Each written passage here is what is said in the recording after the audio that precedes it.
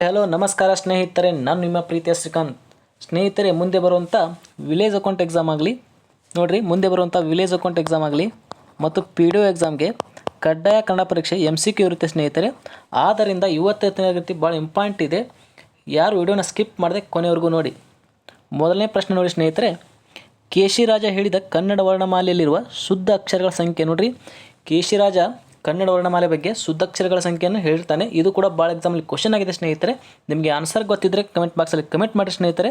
ನೋಡಿರಿ, ಮೊದಲನೇ ಆಪ್ಷನ್ 43, 49, 47, 48 ನೋಡಿರಿ. ಕೇಶಿರಾಜನ ಪ್ರಕಾರ ಕನ್ನಡ ವರ್ಣಮಾಲೆ ಇರುವ ಶುದ್ಧಾಕ್ಷರಗಳ ಸಂಖ್ಯೆ ಅಂತ ಕೇಳಿದರೆ ಸ್ನೇಹಿತರೆ ನೋಡಿರಿ, ಇದಕ್ಕೆ ಸರಿಯಾದ ಉತ್ತರ ಅಂದರೆ ನೋಡಿರಿ ಸ್ನೇಹಿತರೆ 47 ನೋಡಿರಿ. ಕೇಶಿರಾಜನ ಪ್ರಕಾರ ಕನ್ನಡ ಶುದ್ಧಾಕ್ಷರಗಳ ಸಂಖ್ಯೆ ನೋಡಿರಿ 47. ನೆನಪಿರಲಿ, ಇದು ಕೂಡ ಕ್ವಶನ್ ಆಗುವ ಚಾನ್ಸಸ್ ಇದೆ, ನೋಟ್ ಮಾಡ್ಕೊರಿ. ನಂತರ ನೋಡಿರಿ, ಎರಡನೇ ಪ್ರಶ್ನೆ ನೋಡಿರಿ, ಕಡಿಮೆ ಉಸಿರಿನಿಂದ ಉಚ್ಚರಿಸುವ ಅಕ್ಷರಗಳನ್ನು ಏನೆಂದು ಕರೆಯುತ್ತಾರೆ ನೋಡಿರಿ. ಇದು ಕೂಡ ಭಾಳ ಎಕ್ಸಾಮಲ್ಲಿ ಕ್ವಶನ್ ಕೇಳಿದಾನೆ ಸ್ನೇಹಿತರೆ. ನೋಡಿರಿ, ಕಡಿಮೆ ಉಸಿರಿನಿಂದ ಉಚ್ಚರಿಸುವ ಅಕ್ಷರಗಳನ್ನು ಏನೆಂದು ಕರೆಯುತ್ತಾರೆ? ಸ್ವರಗಳು, ಮಹಾಪ್ರಾಣ, ಅಲ್ಪಪ್ರಾಣ, ವ್ಯಂಜನಗಳು ನೋಡಿರಿ. ನಿಮಗೆ ಆನ್ಸರ್ ಗೊತ್ತಿದ್ದರೆ ಕಮೆಂಟ್ ಬಾಕ್ಸಲ್ಲಿ ಕಮೆಂಟ್ ಮಾಡಿರಿ. ಕಡಿಮೆ ಉಸಿರಿನಿಂದ ಉಚ್ಚರಿಸುವ ಅಕ್ಷರಗಳನ್ನು ಏನೆಂದು ಕರೆಯುತ್ತಾರೆ? ನೋಡಿರಿ ಸ್ನೇಹಿತರೆ, ಇದಕ್ಕೆ ಸರಿಯಾದ ಉತ್ತರ ಅಂದರೆ ನೋಡಿರಿ ಅಲ್ಪಪ್ರಾಣ ನೋಡಿರಿ. ಕಡಿಮೆ ಉಸಿರಿನಿಂದ ಉಚ್ಚರಿಸುವ ಅಕ್ಷರಗಳನ್ನು ಅಲ್ಪಪ್ರಾಣ ಅಂತ ಕರೀತಾರೆ. ಹೆಚ್ಚು ಉಸಿರಿನಿಂದ ಉಚ್ಚರಿಸುವ ಅಕ್ಷರಗಳನ್ನು ಮಹಾಪ್ರಾಣ ಅಂತ ಕರೀತಾರೆ. ಇವೆರಡು ನೆನಪಿರಲಿ ಸ್ನೇಹಿತರೆ, ಎಕ್ಸಾಮಲ್ಲಿ ಕ್ವಶನ್ ಕೇಳುವ ಚಾನ್ಸಸ್ ಇದೆ. ನಂತರ ನೋಡಿರಿ, ವಿದ್ವಾಂಸ ಎಂಬುದು ಯಾವ ನಾಮಪದಕ್ಕೆ ಉದಾಹರಣೆಯಾಗಿದೆ ನೋಡಿರಿ. ವಿದ್ವಾಂಸ ಎನ್ನುವುದು ಯಾವ ನಾಮಪದಕ್ಕೆ ಉದಾಹರಣೆಯಾಗಿದೆ ನೋಡಿರಿ. ನಾಮಪದ ಮೇಲೆ ಕೂಡ ಕ್ವಶನ್ ಕೇಳುವ ಚಾನ್ಸಸ್ ಇದೆ. ಸಂಖ್ಯಾವಾಚಕ, ರೂಢನಾಮ, ಅನ್ವರ್ಥಕ ನಾಮ, ಅಂಕಿತ ನಾಮ ನೋಡಿರಿ ಸ್ನೇಹಿತರೆ. ವಿದ್ವಾಂಸ ಎಂಬುದು ಯಾವ ನಾಮಪದಕ್ಕೆ ಉದಾಹರಣೆಯಾಗಿದೆ? ನಿಮಗೆ ಆನ್ಸರ್ ಗೊತ್ತಿದ್ದರೆ ಕಮೆಂಟ್ ಬಾಕ್ಸಲ್ಲಿ ಕಮೆಂಟ್ ಮಾಡಿರಿ. ವಿದ್ವಾಂಸ ಎಂಬುದು ಯಾವ ನಾಮಪದಕ್ಕೆ ಉದಾಹರಣೆಯಾಗಿದೆ? ನೋಡಿರಿ ಸ್ನೇಹಿತರೆ, ಇದಕ್ಕೆ ಸರಿಯಾದ ಉತ್ತರ ಅಂದರೆ ನೋಡಿರಿ ಅನ್ವರ್ಥ ನಾಮ ನೋಡಿರಿ. ವಿದ್ವಾಂಸ ಎನ್ನುವುದು ಒಂದು ಅನ್ವರ್ಥ ನಾಮಕ್ಕೆ ಉದಾಹರಣೆಯಾಗಿದೆ ನೋಡಿರಿ. ವಿದ್ವಾಂಸ ಆಗಲಿ, ವೈದ್ಯ ಅಂತ ಕರಿತೀವಿ ನಾವು, ವೈದ್ಯ ಆಗಲಿ, ಶಿಕ್ಷಕ, ಇಷ್ಟೆಲ್ಲ ಪದಗಳು ಸ್ನೇಹಿತರೆ ಅದು ಅನ್ವರ್ಥ ನಾಮಕ್ಕೆ ಉದಾಹರಣೆಯಾಗಿದೆ. ನೋಟ್ ಮಾಡ್ಕೊರಿ, ಎಕ್ಸಾಮಲ್ಲಿ ಕ್ವಶನ್ ಕೇಳುವ ಚಾನ್ಸಸ್ ಇದೆ. ನಂತರ ನೋಡಿರಿ, ಇವರು ರತ್ನತ್ರಿಯರು ನೋಡಿರಿ. ಇವ್ರ ಮೇಲಂತೂ ಭಾಳ ಎಕ್ಸಾಮಲ್ಲಿ ಕ್ವಶನ್ ಕೇಳ್ತಾ ಬರ್ತಾನೆ ಸ್ನೇಹಿತರೆ. ಒಂದಲ್ಲ ಒಂದು ಎಕ್ಸಾಮಲ್ಲಿ ಕ್ವಶನ್ ಕೇಳ್ತಾ ಬರ್ತಾನೆ ನೋಡಿರಿ.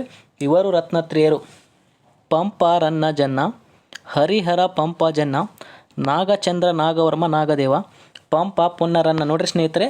ನಿಮಗೆ ಆನ್ಸರ್ ಗೊತ್ತಿದ್ದರೆ ಕಮೆಂಟ್ ಬಾಕ್ಸಲ್ಲಿ ಕಮೆಂಟ್ ಮಾಡಿರಿ. ನೋಡಿರಿ ಸ್ನೇಹಿತರೆ, ಇದಕ್ಕೆ ಸರಿಯಾದ ಉತ್ತರ ಅಂದರೆ ನೋಡಿರಿ ರತ್ನತ್ರಿಯರು ನೋಡಿರಿ. ಕನ್ನಡದ ರತ್ನತ್ರಿಯರು ಅಂತ ಕೇಳಿದರೆ ನೋಡಿರಿ ಪಂಪ ಪೊನ್ನ ರನ್ನ ನೋಡಿರಿ. ಇವರು ಕನ್ನಡದ ರತ್ನತ್ರಿಯರು ಪಂಪ ಪೊನ್ನ ರನ್ನ. ಹಾಗಾದರೆ ಸ್ನೇಹಿತರೆ ಇಲ್ಲೊಂದು ಕ್ವಶನ್ ಕೇಳ್ತಾ ಬರ್ತಾನೆ ಸ್ನೇಹಿತರೆ, ಕನ್ನಡದ ಕವಿ ಚಕ್ರವರ್ತಿಗಳು ನೋಡಿರಿ.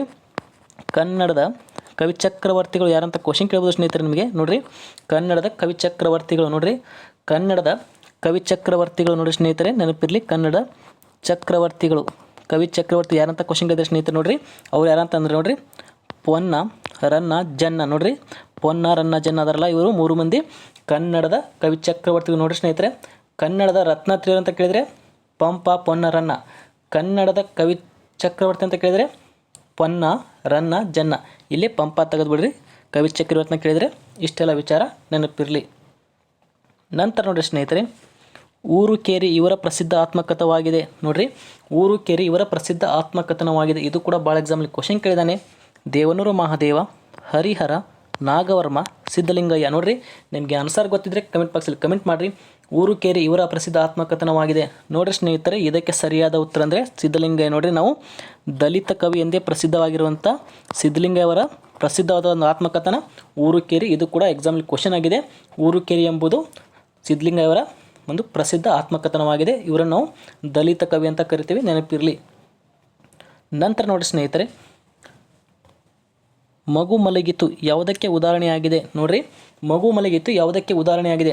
ಸಹಜ ಧಾತು, ಸಕರ್ಮಕ ಧಾತು, ಸಾಧಿತ ಧಾತು, ಅಕರ್ಮಕ ಧಾತು ನೋಡಿರಿ. ಮಗು ಮಲಗಿತು ಯಾವುದಕ್ಕೆ ಉದಾಹರಣೆಯಾಗಿದೆ? ನಿಮಗೆ ಆನ್ಸರ್ ಗೊತ್ತಿದ್ದರೆ ಕಮೆಂಟ್ ಬಾಕ್ಸಲ್ಲಿ ಕಮೆಂಟ್ ಮಾಡಿರಿ. ನೋಡಿರಿ ಸ್ನೇಹಿತರೆ, ಇದಕ್ಕೆ ಸರಿಯಾದ ಉತ್ತರ ಅಂದರೆ ನೋಡಿರಿ ಅಕರ್ಮಕ ಧಾತು ನೋಡಿರಿ. ಮಗು ಮಲಗಿತು ಎನ್ನುವುದು ಅಕರ್ಮಕ ಧಾತು. ಹಾಗಾದರೆ ಇಲ್ಲಿ ಮಗು ಮಲಗಿತು ಎನ್ನುವುದು ಇದು ಕರ್ಮಪದವನ್ನು ಬಯಸುವುದಿಲ್ಲ, ನೆನಪಿರಲಿ ನೋಡಿರಿ. ಮಗು ಮಲಗಿತು ಎನ್ನುವುದು ಇಲ್ಲಿ ಯಾವುದೇ ಕರ್ಮಪದವನ್ನು ಬಯಸುವುದಿಲ್ಲ. ಆದ್ದರಿಂದ ಇದು ಒಂದು ಅಕರ್ಮಕ ಧಾತುಗೆ ಉದಾಹರಣೆಯಾಗಿದೆ, ನೋಟ್ ಮಾಡ್ಕೋರಿ. ನಂತರ ನೋಡಿರಿ, ಹಾಲಿನಲ್ಲಿ ಸಕ್ಕರೆ ಇಲ್ಲ ಎಂಬುದು ನೋಡಿರಿ. ಹಾಲಿನಲ್ಲಿ ಸಕ್ಕರೆ ಇಲ್ಲ ಎಂಬುದು ನೋಡಿರಿ ವಿದ್ಯಾರ್ಥಕ ಕ್ರಿಯಾಪದ, ನಿಷೇಧಾರ್ಥಕ ಕ್ರಿಯಾಪದ, ಸಂಭವನಾರ್ಥಕ ಕ್ರಿಯಾಪದ, ಪ್ರೇರಣಾರ್ಥಕ ಕ್ರಿಯಾಪದ ನೋಡಿರಿ. ನಿಮಗೆ ಆನ್ಸರ್ ಗೊತ್ತಿದ್ದರೆ ಕಮೆಂಟ್ ಬಾಕ್ಸಲ್ಲಿ ಕಮೆಂಟ್ ಮಾಡಿರಿ. ಹಾಲಿನಲ್ಲಿ ಸಕ್ಕರೆ ಇಲ್ಲ ಎಂಬುದು ನೋಡಿರಿ ಸ್ನೇಹಿತರೆ, ಹಾಲಿನೆಲ್ಲ ಸಕ್ಕರೆ ಎಂಬುದು ನೋಡಿರಿ ಒಂದು ನಿಷೇಧಾರ್ಥಕ ಕ್ರಿಯಾಪದವಾಗಿದೆ. ನೆನಪಿರಲಿ, ನೋಟ್ ಮಾಡ್ಕೊರಿ ನೋಡಿರಿ. ಹಾಲಿನಲ್ಲಿ ಸಕ್ಕರೆ ಇಲ್ಲ ಎಂಬುದು ಒಂದು ನಿಷೇಧಾರ್ಥಕ ಕ್ರಿಯಾಪದಕ್ಕೆ ಉದಾಹರಣೆಯಾಗಿದೆ, ನೋಟ್ ಮಾಡ್ಕೊರಿ.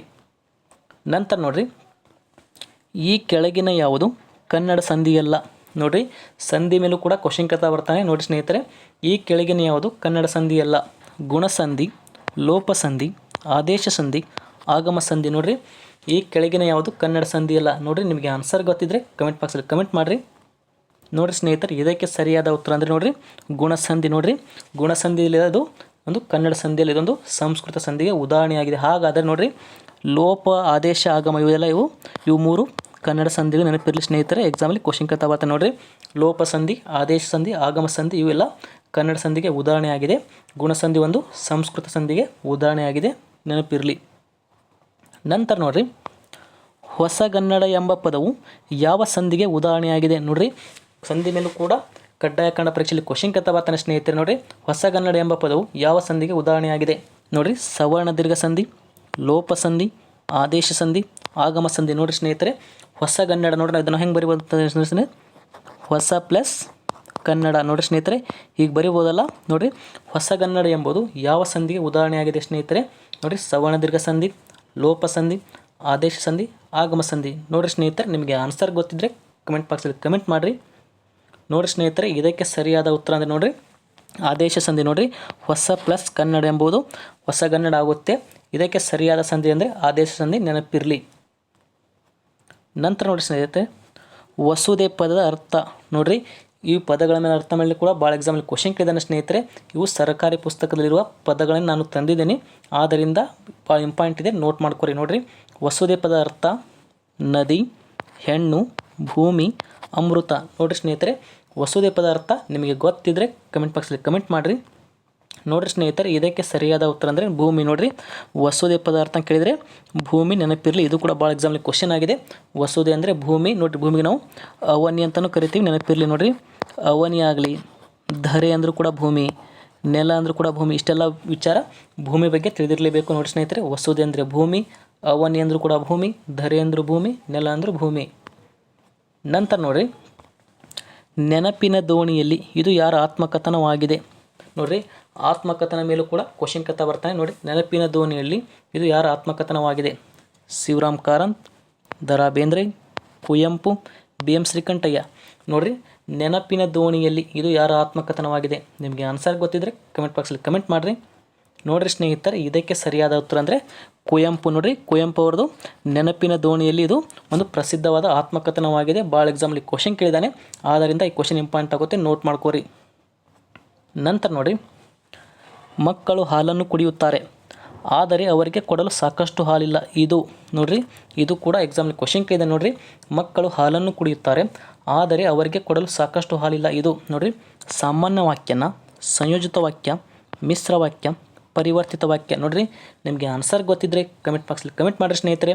ಮಕ್ಕಳು ಹಾಲನ್ನು ಕುಡಿಯುತ್ತಾರೆ, ಆದರೆ ಅವರಿಗೆ ಕೊಡಲು ಸಾಕಷ್ಟು ಹಾಲಿಲ್ಲ. ಇದು ಒಂದು ನೋಡಿರಿ ಸ್ನೇಹಿತರೆ, ಇದು ಒಂದು ಸಂಯೋಜಿತ ವಾಕ್ಯಕ್ಕೆ ಉದಾಹರಣೆಯಾಗಿದೆ, ನೆನಪಿರಲಿ, ನೋಟ್ ಮಾಡ್ಕೊಳ್ಳಿ. ಇದು ಹೈಸ್ಕೂಲ್ ಬುಕ್ಕಲ್ಲಿದೆ ಸ್ನೇಹಿತರೆ, ಆದ್ದರಿಂದ ಕ್ವಶನ್ ಇಂಪಾರ್ಟೆಂಟ್ ಆಗುತ್ತೆ, ನೋಟ್ ಮಾಡ್ಕೊರಿ. ನಂತರ ನೋಡಿರಿ, ಕರ್ನಾಟಕದ ಕೇಸರಿ ಎಂದು ಹೆಸರಾದವರು.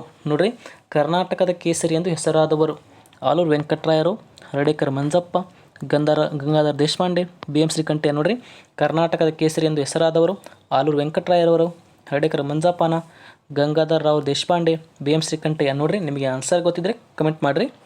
ನೋಡಿರಿ ಸ್ನೇಹಿತರೆ, ಇದಕ್ಕೆ ಸರಿಯಾದ ಉತ್ತರ ಅಂದರೆ ನೋಡಿರಿ, ಗಂಗಾಧರ ರಾವ್ ದೇಶಪಾಂಡೆ ಅವರದರಲ್ಲ, ಇವರು ಕರ್ನಾಟಕದ ಕೇಸರಿ ಎಂದು ಹೆಸರಾಗಿದ್ದಾರೆ. ಭಾಳ ಎಕ್ಸಾಮ್ಲಿ ಕ್ವಶನ್ ಕೇಳಿದರೆ ನೋಟ್ ಮಾಡ್ಕೊರಿ. ಹಾಗಾದರೆ ಆಲೂರು ವೆಂಕಟರಾಯನ ಕನ್ನಡದ ಕುಲಪುರೋಹಿತ. ನೋಡಿರಿ, ಕನ್ನಡದ ಕುಲಪುರೋಹಿತ ಆಲೂರು ವೆಂಕಟರಾಯರು. ಇವು ಕರ್ನಾಟಕದ ಗಾಂಧಿ ಹರ್ಡೇಕರ್ ಮಂಜಪ್ಪ, ಕನ್ನಡದ ಕಣ್ವ ಬಿ ಎಂ ಶ್ರೀಕಂಠಯ್ಯ. ಇಷ್ಟೆಲ್ಲ ವಿಚಾರ ನೆನಪಿರಲಿ. ನಂತರ ನೋಡಿರಿ, ಅನಾನಸ್ ಈ ಪದವು ಯಾವ ಭಾಷೆಯಿಂದ ಬಂದಿದೆ? ನೋಡಿರಿ, ಭಾಳ ಎಕ್ಸಾಮ್ಲಿ ಕ್ವಶನ್ ಕೇಳಿದ್ದಾನೆ. ಅನಾನಸ್ ಈ ಪದವು ಯಾವ ಭಾಷೆಯಿಂದ ಬಂದಿದೆ? ಅರಬಿ, ಪೋರ್ಚುಗೀಸು, ಹಿಂದಿ, ಫಾರಸಿ. ನೋಡಿರಿ ಸ್ನೇಹಿತರೆ, ಅನಾನಸ್ ಎಂಬುದು ಯಾವ ಭಾಷೆಯ ಪದ? ಭಾಳ ಎಕ್ಸಾಮಲ್ಲಿ ಕ್ವಶನ್ ಕೇಳಿದಾನೆ ಸ್ನೇಹಿತರೆ. ನೋಡಿರಿ, ನಿಮಗೆ ಆನ್ಸರ್ ಗೊತ್ತಿದ್ದರೆ ಕಮೆಂಟ್ ಬಾಕ್ಸಲ್ಲಿ ಕಮೆಂಟ್ ಮಾಡಿರಿ. ನೋಡಿರಿ, ಅನಾನಸ್ ಎಂಬ ಪದವು ಪೋರ್ಚುಗೀಸ್ ಭಾಷೆಯಿಂದ ಬಂದಿದೆ, ನೆನಪಿರಲಿ. ನೋಡಿರಿ, ಅನಾನಸ್ ಎಂಬ ಪದವು ಪೋರ್ಚುಗೀಸ್ ಭಾಷೆಯ ಒಂದು ಪದವಾಗಿದೆ. ಇದು ಕೂಡ ಎಕ್ಸಾಮಲ್ಲಿ ಕ್ವಶನ್ ಕೇಳಿದಾನೆ. ಹಾಗಾದರೆ ನೋಡಿರಿ, ತಂಬಾಕು, ನೆನಪಿರಲಿ, ಇದು ಭಾಳ ಎಕ್ಸಾಮಲ್ಲಿ ಕ್ವಶನ್ ಕೇಳಿದಾನೆ ಸ್ನೇಹಿತರೆ. ನೋಡಿರಿ, ತಂಬಾಕು ಎನ್ನುವುದು ಕೂಡ ಒಂದು ಪೋರ್ಚುಗೀಸ್ ಭಾಷೆಯ ಪದವಾಗಿದೆ, ನೋಟ್ ಮಾಡ್ಕೋರಿ. ನಂತರ ನೋಡಿರಿ, ಅಕ್ಕನು. ನೋಡಿರಿ, ಅಕ್ಕನು ಎಂಬುದು ಡ್ಯಾಶ್. ನೋಡಿರಿ, ತೃತೀಯ ವಿಭಕ್ತಿನ, ಪಂಚಮ ವಿಭಕ್ತಿನ, ಪ್ರಥಮ ವಿಭಕ್ತಿನ, ದ್ವಿತೀಯ ವಿಭಕ್ತಿನ? ನೋಡಿರಿ ಸ್ನೇಹಿತರೆ, ಅಕ್ಕನು. ನೋಡಿರಿ, ನಿಮಗೆ ಆನ್ಸರ್ ಗೊತ್ತಿದ್ದರೆ ಕಮೆಂಟ್ ಬಾಕ್ಸಲ್ಲಿ ಕಮೆಂಟ್ ಮಾಡಿರಿ ಸ್ನೇಹಿತರೆ. ನೋಡಿರಿ, ಅಕ್ಕನು ಎಂಬುದೊಂದು ಪ್ರಥಮ ವಿಭಕ್ತಿಗೆ ಉದಾಹರಣೆಯಾಗಿ. ನೋಡಿರಿ, ವಿಭಕ್ತಿ ಮೇಲೂ ಕೂಡ ಕ್ವಶನ್ ಕೇಳ್ತಾ ಬರ್ತದೆ. ನೋಡಿರಿ, ಅಕ್ಕನು ಎಂಬುದಲ್ಲಿ ನಾವು ಓ ಎಂಬ ಅಕ್ಷರ ಉಚ್ಚಾರಣೆ ಆಗುತ್ತೆ ಸ್ನೇಹಿತರೆ, ಆದ್ದರಿಂದ ಒಂದು ಪ್ರಥಮ ವಿಭಕ್ತಿಗೆ ಉದಾಹರಣೆಯಾಗಿದೆ, ನೋಟ್ ಮಾಡ್ಕೊರಿ. ನಂತರ ನೋಡಿ ಸ್ನೇಹಿತರೆ, ದಪ ದಪ ಪಟ ಎಂಬುದು. ನೋಡಿರಿ, ದಪ ದಪ ಪಟ ಎಂಬುದು ನೋಡಿರಿ ಭಾವಸೂಚಕವಯ, ಅನುಕರಣವಯ, ಎ ಬಿ ಮತ್ತು ಸರಿ, ಎ ಬಿ ಮತ್ತು ತಪ್ಪು. ನೋಡಿರಿ ಸ್ನೇಹಿತರೆ, ಈ ಥರನೂ ಕ್ವಶನ್ ಕೇಳ್ತಾ ಬರ್ತಾನೆ ಎಕ್ಸಾಮಲ್ಲಿ. ನೋಡಿರಿ, ದಪ ದಪ ಪಟ ಎಂಬುದು ಭಾವಸೂಚಕವಯನ ಅಥವಾ ಅನುಕರಣವಯನ ಅಥವಾ ಎ ಮತ್ತು ಬಿ ಸರಿ, ಎ ಮತ್ತು ಬಿ ತಪ್ಪು. ನೋಡಿರಿ ಸ್ನೇಹಿತರೆ, ನಿಮಗೆ ಆನ್ಸರ್ ಗೊತ್ತಿದ್ದರೆ ಕಮೆಂಟ್ ಬಾಕ್ಸಲ್ಲಿ ಕಮೆಂಟ್ ಮಾಡಿರಿ. ನೋಡಿರಿ ಸ್ನೇಹಿತರೆ, ಇದಕ್ಕೆ ಸರಿಯಾದ ಉತ್ತರ ಅಂದರೆ ನೋಡಿರಿ ಅನುಕರಣವಯ. ನೋಡಿರಿ, ದಪ ದಪ ಮತ್ತು ಪಟ ಎಂಬುದು ಒಂದು ಅನುಕರಣವಯಕ್ಕೆ ಉದಾಹರಣೆಯಾಗಿದೆ. ಎಕ್ಸಾಮಲ್ಲಿ ಕ್ವಶನ್ ಕೇಳಿದಾನೆ, ಆದ್ದರಿಂದ ಕ್ವಶನ್ ಇಂಪಾರ್ಟೆಂಟ್ ಆಗುತ್ತೆ, ನೋಟ್ ಮಾಡ್ಕೋರಿ. ನಂತರ ನೋಡಿರಿ, ರೂಪಕ ಸಾಮ್ರಾಜ್ಯ ಚಕ್ರವರ್ತಿ ಎಂದು ಹೆಸರಾದವರು. ನೋಡಿರಿ, ಈ ಥರನೂ ಕೂಡ ಕ್ವಶನ್ ಕೇಳ್ತಾ ಬರ್ತಾನೆ. ರೂಪಕ ಸಾಮ್ರಾಜ್ಯ ಚಕ್ರವರ್ತಿ ಎಂದು ಹೆಸರಾದವರು ನಾಗಚಂದ್ರ, ಕುಮಾರವ್ಯಾಸ, ಕುವೆಂಪು, ವಾಲ್ಮೀಕಿ. ನೋಡಿರಿ ಸ್ನೇಹಿತರೆ, ರೂಪಕ ಸಾಮ್ರಾಜ್ಯ ಚಕ್ರವರ್ತಿ ಎಂದು ಹೆಸರಾದವರು. ನಿಮಗೆ ಆನ್ಸರ್ ಗೊತ್ತಿದ್ದರೆ ಕಮೆಂಟ್ ಬಾಕ್ಸಲ್ಲಿ ಕಮೆಂಟ್ ಮಾಡಿರಿ.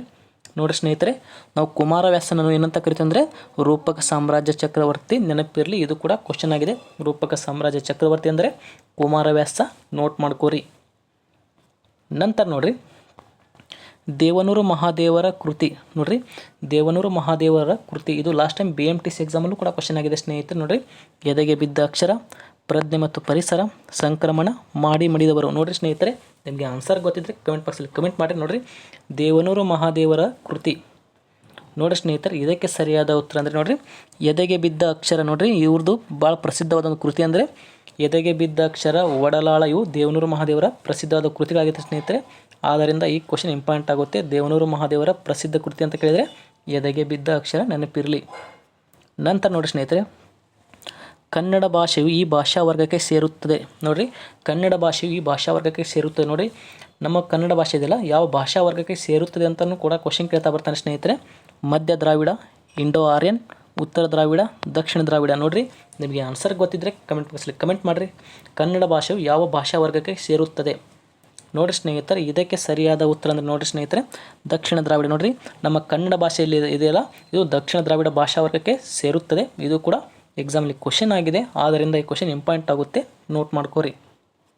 ನಂತರ ನೋಡಿರಿ, ಹೃದಯ ಸಮುದ್ರ ಎಂಬ ಕವನ ಸಂಕಲನ ಬರೆದವರು. ನೋಡಿ ಸ್ನೇಹಿತರೆ, ಹೃದಯ ಸಮುದ್ರ ಎಂಬ ಕವನ ಸಂಕಲನ ಬರೆದವರು ದ.ರಾ. ಬೇಂದ್ರೆ, ಕುವೆಂಪು, ಚಂದ್ರಶೇಖರ್ ಕಂಬಾರ್, ಶಿವರಾಮ್ ಕಾರಂತ್. ನೋಡಿರಿ, ನಿಮಗೆ ಆನ್ಸರ್ ಗೊತ್ತಿದ್ದರೆ ಕಮೆಂಟ್ ಬಾಕ್ಸಲ್ಲಿ ಕಮೆಂಟ್ ಮಾಡಿರಿ ಸ್ನೇಹಿತರೆ. ಈ ಆನ್ಸರ್ ನೀವೆಲ್ಲ ಗೊತ್ತಿದ್ದರೆ ಕಮೆಂಟ್ ಬಾಕ್ಸಲ್ಲಿ ಕಮೆಂಟ್ ಮಾಡಿರಿ. ಇದು ನಾನು ನೆಕ್ಸ್ಟ್ ಕ್ಲಾಸಲ್ಲಿ ಹೇಳ್ತೀನಿ ಸ್ನೇಹಿತರೆ. ನೋಡಿರಿ, ಹೃದಯ ಸಮುದ್ರ ಎಂಬ ಕವನ ಸಂಕಲನ ಬರೆದವರು. ನಿಮಗೆ ಆನ್ಸರ್ ಗೊತ್ತಿದ್ದರೆ ಕಮೆಂಟ್ ಬಾಕ್ಸಲ್ಲಿ 1, 2, 3, 4 ಅಂತ ಕಮೆಂಟ್ ಮಾಡಿ ಸ್ನೇಹಿತರೆ. ಇಷ್ಟೆಲ್ಲ ವಿಚಾರ ನಾವು ಕಡ್ಡಾಯ ಕನ್ನಡದ ಬಗ್ಗೆ ಪ್ರಮುಖವಾಗಿ 20 ಪ್ರಶ್ನೆಗಳ ಬಗ್ಗೆ ಚರ್ಚೆ ಮಾಡಿದ್ದೀನಿ ಸ್ನೇಹಿತರೆ. ತಮಗೆ ಇಷ್ಟವಾಗಿದ್ದರೆ ನಾನು ನೀಡಿದ ಮಾಹಿತಿ ದಯವಿಟ್ಟು ನನ್ನ ಚಾನಲ್ ಸಬ್ಸ್ಕ್ರೈಬ್ ಮಾಡಿ, ಎಲ್ಲ ತರಗತಿ ನೋಡಿ, ನಿಮ್ಮ ಸ್ನೇಹಿತರು ಕೂಡ ಶೇರ್ ಮಾಡಿ. ಯಾರು ಟೆಲಿಗ್ರಾಮ್ಗೆ ಜಾಯ್ನ್ ಆಗಿಲ್ಲ, ಡಿಸ್ಕ್ರಿಪ್ಷನ್ ಟೆಲಿಗ್ರಾಮ್ ಚಾನಲ್ ಲಿಂಕ್ ಇರುತ್ತೆ, ದಯವಿಟ್ಟು ಜಾಯ್ನ್ ಆಗಿ. ಮತ್ತೆ ಮುಂದಿನ ತರಗತಿ ಸಿಗೋಣ. ಎಲ್ಲರಿಗೂ ಧನ್ಯವಾದಗಳು.